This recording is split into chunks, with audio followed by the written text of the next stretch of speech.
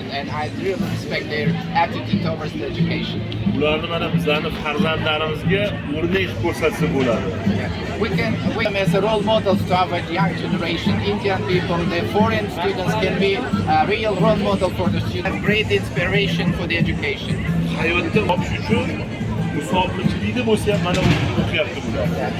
In order to find their place in this life, they are coming from far distance places and studying great job in order to get. Ayni damda Angren shahrida yoshlar kuni munosabati bilan uchrashuv tashkil etilyapti. Shahar hokimi Alisher Raimov Angren universitetining xorijlik talabalari bilan muloqotda bo'lyapti. Universitetidan yoki Toshkent tibbiyot akademiyalaridan yetishmishyapti. We know that India is one of the leaders. Medicine is very developed in India. Even if the medicine is very developed, many students are coming and preferring to study in Angren, and this really makes us happy, and we are very happy. Bu nimani anglatadi? Bu kimni qayerda o'qishdan qat'iy nazar odamning o'ziga bog'liqligini bildiradi-da.